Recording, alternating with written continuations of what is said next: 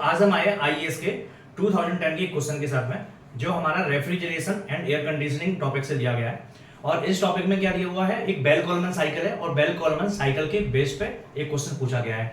और एक क्वेश्चन इसलिए बहुत इंपॉर्टेंट हो जाता है क्योंकि ऐसे क्वेश्चन आपके रिपीटेटिव एग्जाम में आ रहे हैं और ऐसे क्वेश्चन आने की प्रोबेबिलिटी 90 to 80% है। तो ऐसे क्वेश्चन को आपको छोड़ना नहीं है। और इसमें अगर एक बार कॉन्सेप्ट आपका क्लियर हो गया तो फिर आपके हमेशा सारे के सारे क्वेश्चन सही होंगे। पहले हम इस क्वेश्चन को पढ़ेंगे, फिर स्ट्रेटजी बनाएंगे।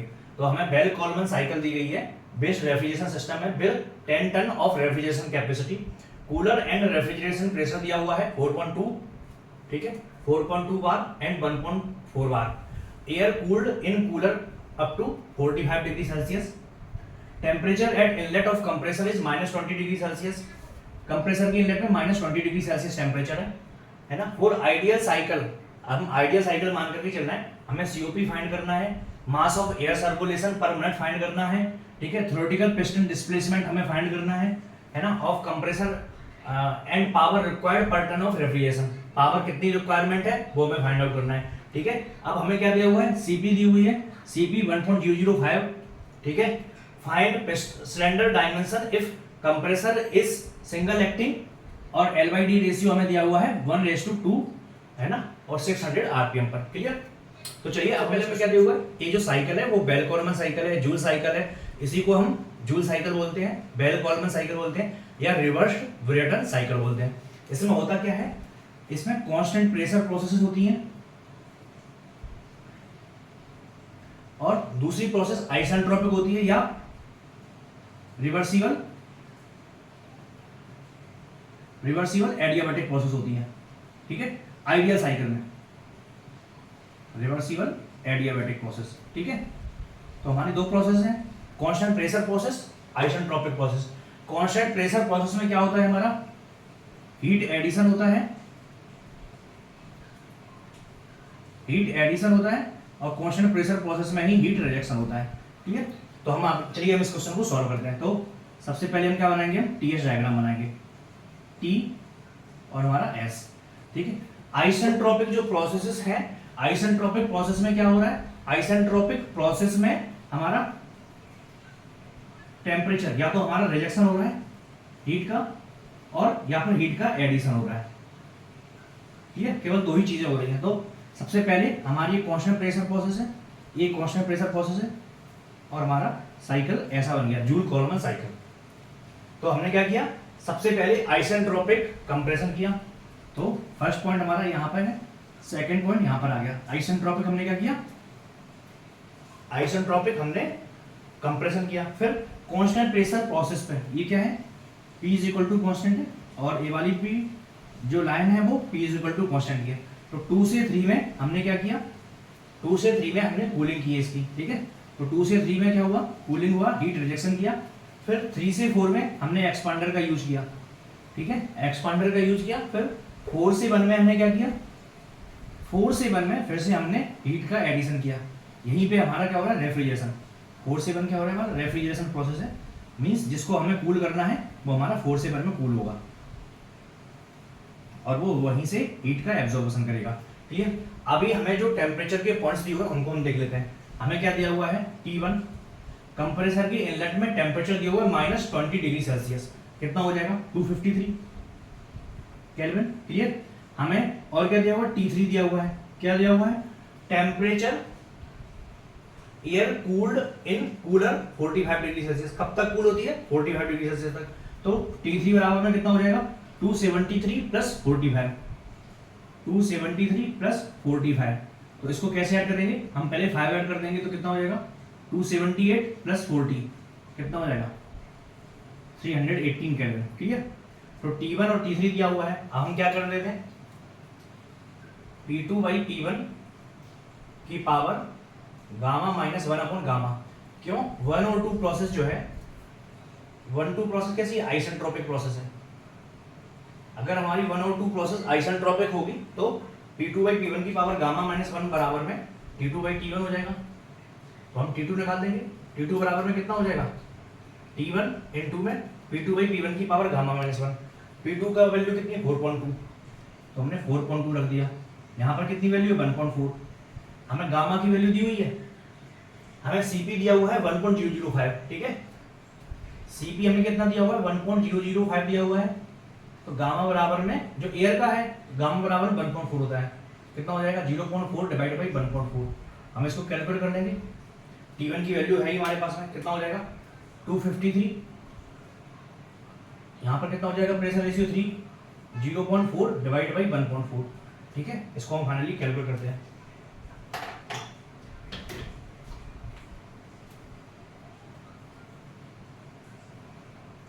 आंसर कितना आ जाएगा हमारा 253 इंटू 3 की पावर 0.4 डिवाइड बाई 1.4, आंसर आ गया हमारा 346.3।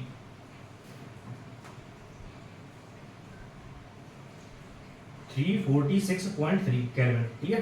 ये हमारा क्या हो गया T2 हो गया, T2 आ गया हमारे पास में। हम T4 निकालते हैं, क्या हो जाएगा हमारा P3 बाई P4 की power gamma minus 1 upon gamma equal to T3 upon T4, ठीक है। T3 अपॉन T4 हो गया। P3 की वैल्यू कितनी है 4.2, P4 की वैल्यू 1.4, कितना हो जाएगा 3 की power gamma minus 1 upon gamma equal to T3 की वैल्यू 380 अपॉन T4। हम T4 की वैल्यू निकाल देंगे तो हमारे पास T4 आ जाएगा। T4 बराबर क्या हो जाएगा 318 डिवाइड बाई 3 की पावर 0.4 डिवाइड बाई 1.4, आंसर आ गया हमारे पास में 232.33 केल्विन, 232.33 केल्विन, ठीक है। तो T1 T3 लिख लिया हमने, यहाँ पे T2 लिख लेते हैं। T2 बराबर में 346.3 केल्विन, T4 बराबर में 232.33 केल्विन। हमारे पास में सारे टेम्परेचर आ गए, ठीक है। इनकी हमें बार बार जरूरत पड़नी है, इसलिए हमने पहले ही निकाल दिया। अब सबसे पहले हमें क्या पूछ रहे हैं, अब हम क्वेश्चन पर आते हैं। क्वेश्चन में पूछ कह रहा है हमें निकालना है COP, तो COP क्या हो जाएगा, आइडियल साइकिल है। COP क्या होता है, refrigeration effect upon work input, यही होता है। हमारा रेफ्रिजरेशन इफेक्ट कौन सा हो रहा है, केवल यही हो रहा है। और जो हमारा टोटल वर्क होगा वो कंप्रेसर ने जितना वर्क किया वो माइनस एक्सपांडर का वर्क, ठीक है।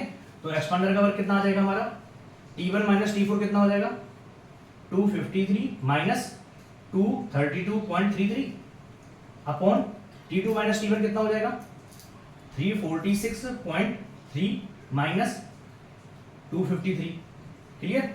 ये तो कंप्रेसर का वर्क हो गया, और ये कौन सा वर्क हो गया, एक्सपांडर का वर्क। माइनस एक्सपांडर का वर्क कितना है 318 माइनस T4 की वैल्यू 232.33, क्लियर। तो हम इसको कैलकुलेट कर लेते हैं, आंसर कितना आएगा हमारा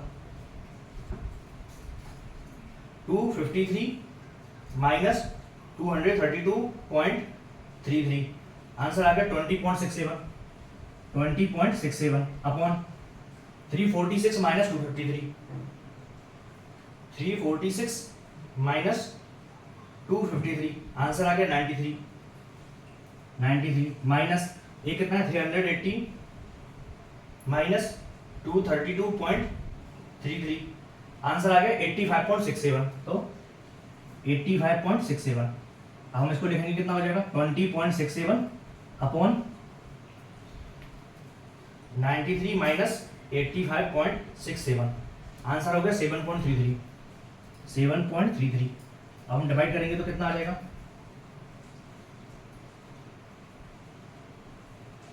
आंसर आ गया 2.82। ये क्या हो गया COP हो गया, क्लियर। हमने COP निकाल लिया, जो हमारा साइकिल का COP है। COP ऑफ साइकिल कितना हो गया हमारा 2.82, क्लियर। तो पहला क्वेश्चन हमारा सॉल्व हो गया, फाइंड COP। नेक्स्ट हमें क्या निकालना है, मास ऑफ एयर सर्कुलेशन। तो हमें क्या दिया हुआ है, रेफ्रिजरेशन दिया हुआ है। रेफ्रिजरेशन कितना हो रहा है हमारा, रेफ्रिजरेशन हो रहा है 10 टन कैपेसिटी है, तो 10 टन, एक टन में कितना रेफ्रिजरेशन होता है 3.5 किलोवाट, 10 इंटू में 3.5 किलोवाट, क्लियर। हमारा रेफ्रिजरेशन कहाँ हो रहा है 4 से 1 प्रोसेस में, तो मास फ्लो रेट इंटू में CP इंटू में T1 माइनस T4, इतना ही हीट गेन हो रहा है हमारा। हीट गेन कितना हो रहा है हमारा 1 से 4 में जितना हीट गेन हो रहा है वही हमारा रेफ्रिजरेशन है। तो हमारा कितना हो जाएगा, मास फ्लो रेट हमें पता नहीं पता, Cp की वैल्यू 1.005, T1 की वैल्यू 253, T4 की वैल्यू 232.33, ठीक है, इक्वल टू कितना हो जाएगा 35 किलोवाट। अभी ये किसमें किलो जूल में है, ये किलोवाट में, तो हमारे यूनिट को चेंज करने की जरूरत नहीं है। तो मास फ्लो रेट बराबर में कितना हो जाएगा 35 डिवाइडेड बाई, इसकी वैल्यू कितनी आई है 20.67, और इसकी वैल्यू कितनी है 1.005, क्या आ जाएगा हमारा केजी पर सेकेंड। हम इसको कैलकुलेट कर लेते हैं एक बार, कितना आएगा 35 divide by 20.67 divide by 1.005, answer आ गया 1.685, 1.685 क्या हो जाएगा केजी पर सेकेंड। ये क्या हो गया ऑफ एयर सर्कुलेशन आ गया, अभी किस में आया सेकंड में आया, तो हम इसको मिनट में कन्वर्ट कर लेंगे, कितना हो जाएगा 60 का मल्टीप्लाई कर लेंगे, तो आंसर आ गया 101 केजी पर minute mass of air circulation. Clear, तो हमारा जो पहला वाला सेकंड वाला क्वेश्चन है वो आंसर हो गया। नेक्स्ट क्या निकालें, थ्योरेटिकल पिस्टन डिस्प्लेसमेंट। अब थ्योरेटिकल पिस्टन डिस्प्लेसमेंट कैसे निकालेंगे,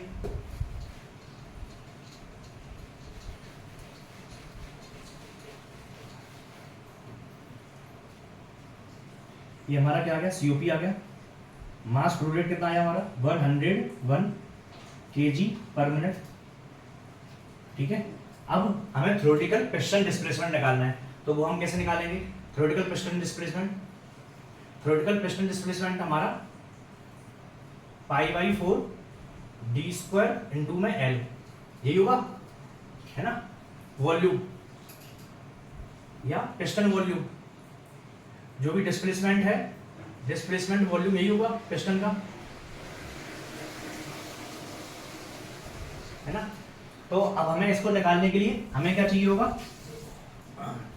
कंप्रेसर के इनलेट में, कंप्रेसर के इनलेट में, कंप्रेसर के इनलेट में हम डेंसिटी निकालते हैं। डेंसिटी कितनी है हमारी, डेंसिटी कैसे आएगी, डेंसिटी बराबर होता है m/v, तो m/v बराबर में क्या हो जाएगा P/RT। तो कंप्रेसर के इनलेट में प्रेशर कितना है 1.4 बार, 1.4 इंटू 10⁵ 10⁵ बार हो गया, R की वैल्यू 0.287 इंटू 10⁵, टेम्परेचर T1 पर 0.1, तो 10⁵ से 10⁵ कट गया तो 10⁵2 बचा, तो हमारा डेंसिटी कितना आ जाएगा, डेंसिटी आ गया हमारा 140 divided by 0.287 divided by 253, answer आ गया 1.93 metre cube KG per metre cube, KG per metre cube. ये क्या हो गया, डेंसिटी होगी किसकी, एयर की, कहां पर कंप्रेसर इनलेट में, ठीक है। तो हम वॉल्यूम निकाल देंगे, वॉल्यूम कितना हो जाएगा हमारा, वॉल्यूम हो जाएगा mass flow rate divided by density, तो आ जाएगा मास फ्लो रेट कितना है 101 डिवाइडेड बाई 1.93, तो आंसर आ गया 52.33। ये किस में आ गया, मीटर क्यूब पर मिनट में, मीटर क्यूब पर मिनट। ये क्या हो गया, डिस्प्लेसमेंट वॉल्यूम फ्लो रेट हो गया, वॉल्यूम फ्लो रेट किसका हो गया, एयर का हो गया। अभी हमें डिस्प्लेसमेंट निकालना है, तो हम कैसे निकालेंगे, जो पिस्टन के द्वारा पिस्टन से कितना डिस्प्लेसमेंट हो रहा है। अभी हमारा जो कंप्रेसर है वो कैसा है, सिंगल एक्टिंग है, ठीक है, डबल एक्टिंग नहीं है। डबल एक्टिंग होता तो क्या होता, मींस डबल एक्टिंग में क्या होता है, हमारा अगर कंप्रेसर ऐसा है और पिस्टन ऐसा है, और यहाँ पे इसको घुमाने के लिए यहाँ पे क्रैंक शाफ्ट लगी हुई है, ये हमारा क्रैंक है, ठीक है। तो अभी क्या करेगा, ये रोटेट करेगा, रोटेट के साथ में ये भी यहाँ पे एयर को इनलेट करेगा और यहाँ से एग्जॉस्ट करेगा कंप्रेस करने के बाद में। ये सिंगल एक्टिंग है। डबल एक्टिंग होता तो यहाँ पर यहाँ से भी एयर को इनलेट करता और यहाँ से एयर को एग्जॉस्ट करता, तो ये डबल एक्टिंग है। अभी कैसा है हमारा, सिंगल एक्टिंग है, तो एक सर्कुलेशन में हमारा एक ही बार जो भी एयर है वो कंप्रेस हो रहा है। तो वॉल्यूम कितना हो जाएगा, π/4 इंटू में d² इंटू में L, एक इसका वॉल्यूम हो गया एक बार डिस्प्लेसमेंट का। अब हमारे रिवॉल्यूशन कितने हैं, रिवॉल्यूशन n, इनटू में n कर देंगे तो टोटल वॉल्यूम कितना डिस्प्लेस हो रहा है 1 मिनट में वो हमारा आ जाएगा। ठीक है, तो π/4 d स्क्वायर l इनटू में n बराबर में कितना हो जाएगा 52.33 मीटर क्यूब पर मिनट। ठीक है, अभी हमें क्या दिया हुआ है, L/D रेशियो दिया हुआ है 1.2। ठीक है, तो L/D रेशियो तो हम क्या ले सकते हैं, L/D रेशियो कितना दिया हुआ है 1/2, तो L बराबर में क्या हो जाएगा, या हमारा D बराबर में क्या हो जाएगा 2L हो जाएगा। तो हम यहाँ पे D बराबर 2L कर देते हैं, π/4 का π/4 इनटू में 4L स्क्वायर इनटू में एक और L है, n आरपीएम कितना है हमारा 600 आरपीएम है, इनटू में 600 बराबर में कितना है 52.33। ठीक है, तो हम L की वैल्यू निकाल देते हैं, कितना आ जाएगा हमारा 52.33 डिवाइडेड बाई 600 फिर डिवाइडेड बाई 0.7854 π/4 की वैल्यू। ठीक है, फिर डिवाइडेड बाई कितना हो गया हमारा 4, आंसर कितना आ गया L³ बराबर में 0.02776। अब इसकी पावर L निकालना है तो L बराबर कितना हो जाएगा, इसकी पावर 1/3 करना पड़ेगा, तो आंसर आ गया हमारा 302.79 क्या आ गया mm। ये L की वैल्यू है, तो डायमीटर कितना हो जाएगा इनटू में 2, डायमीटर हो गया 605.59 mm। ठीक है, ये हमारा क्या हो गया डायमीटर हो गया। तो हमारा पिस्टन डिस्प्लेसमेंट निकालना है हमें, थ्योरेटिकल पिस्टन डिस्प्लेसमेंट कितना आ जाएगा हमारा,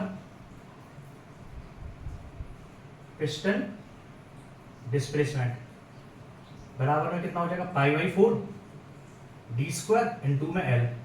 तो हम निकाल देते हैं π/4 d स्क्वायर इनटू में L, तो π/4 की वैल्यू 0.7854 इनटू में d स्क्वायर की वैल्यू 0.605 का स्क्वायर इनटू में लेंथ की वैल्यू 0.30279। आंसर आ गया हमारा 0.087 मीटर क्यूब। ये क्या हो गया पिस्टन डिस्प्लेसमेंट हो गया। ठीक है, तो हमारा थ्योरेटिकल पिस्टन डिस्प्लेसमेंट आ गया। अब नेक्स्ट हमें कैलकुलेट क्या करना है, पावर रिक्वायर्ड पर टन ऑफ रेफ्रिजरेशन। तो सबसे पहले हम पावर रिक्वायरमेंट निकाल लेते हैं, तो पावर रिक्वायर्ड कितना हो जाएगा हमारा, पावर रिक्वायर्ड कितनी होगी, मास फ्लो रेट। ठीक है, जितना भी मास फ्लो रेट है वो इनटू में Cp। पावर रिक्वायरमेंट कितनी है T2 से T1 तक है, तो T2 माइनस T1, जो कंप्रेसर के लिए पावर चाहिए वही हो गई। तो हमारा पावर कितना हो जाएगा, मास फ्लो रेट कितना है 101 इनटू Cp की value 1.005 into T2 minus T1, T2 की वैल्यू 346.3, T1 की वैल्यू 253। तो आंसर आ गया 157.84 क्या आ जाएगा हमारा किलोवाट। ठीक है, किसमें आ गया किलोवाट में आ गया। ये हमारा क्या हो गया power requirement. Mass flow rate बराबर हमने क्या लिया, हमने 101 kg पर मिनट में, तो हमने 60 कर दिया। Cp की वैल्यू 1.005 है, T2 की वैल्यू कितनी है, T2 की वैल्यू 346.3 है, T1 की वैल्यू 253 है। ठीक है, इन सभी को हमने यहाँ पर रख करके इसको मल्टीप्लाई किया तो हमारा आंसर इतना आ गया। ठीक है, हमारा पावर रिक्वायरमेंट आ गया किसके लिए, कंप्रेसर के लिए। लेकिन हमें क्या बोल रहे हैं, पावर रिक्वायरमेंट पर टन ऑफ रेफ्रिजरेशन। ठीक है,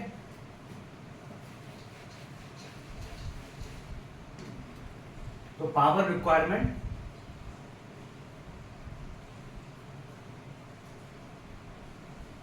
पर टन टोटल टन कितना रेफ्रिजरेशन हो रहा है 10 टन, तो कितना हो जाएगा 15.78 किलोवाट पर टन ऑफ रेफ्रिजरेशन।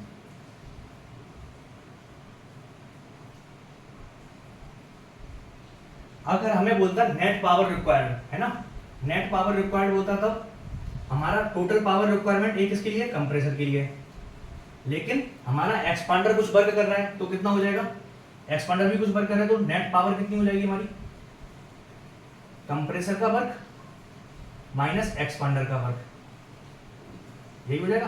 तो कंप्रेसर का वर्क मास फ्लो रेट वही है, सीपी का सीपी हो जाएगा, T2 माइनस T1 हो जाएगा, ठीक है, माइनस एक्सपांडर में कितना वर्क हो रहा है 3 से 4 तक, तो मास फ्लो रेट वही रहेगा, सीपी भी वही रहेगा, T3 माइनस T4 हो जाएगा, क्लियर। तो हम इसको कैलकुलेट करेंगे तो कितना आएगा हमारा,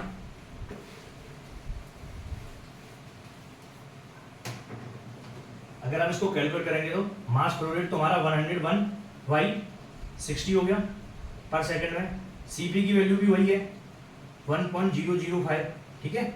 अब क्या बचा, एम डॉट सीपी बाहर निकाल दिया तो एम हमारा ये है, सीपी ये है, ठीक है, ये आ गया। T2 minus T1 346.3 minus 253 minus T3 minus T4, T3 की वैल्यू कितनी है 380 माइनस T4 की वैल्यू कितनी है 232.33, ठीक है। तो कितना आ जाएगा हमारा आंसर 101/60 इंटू में 1.005,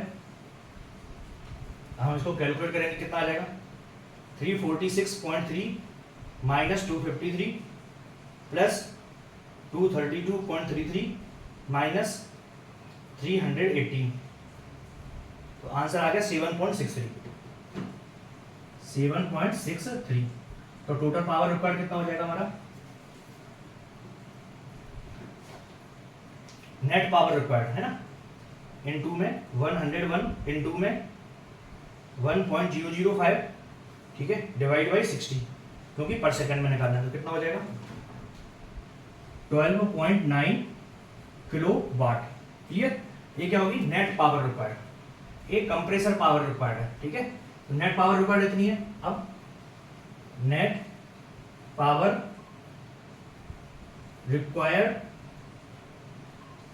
रिक्वायर्ड कैसे निकालनी है, पर टन ऑफ रेफ्रिजरेशन, तो पर टन ऑफ रेफ्रिजरेशन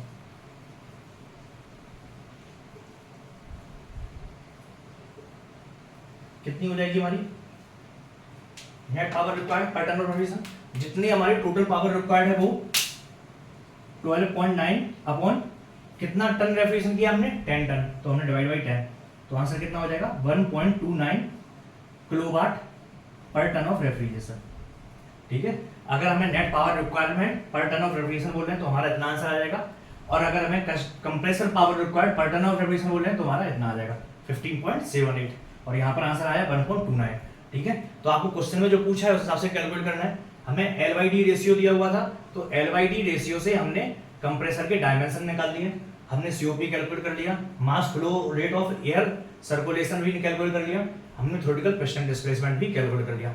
तो होप आपको ये वीडियो बहुत अच्छे से समझ में आया होगा। एक क्वेश्चन बहुत ज़्यादा लेंथी है और 100% चांसेस है कि ये क्वेश्चन बार बार रिपीट हो, क्योंकि ये बहुत कॉम्प्लेक्स क्वेश्चन हो जाता है ESE के लिए। तो अगर आपको ये वीडियो अच्छा लगा है तो इस वीडियो को लाइक जरूर कीजिए और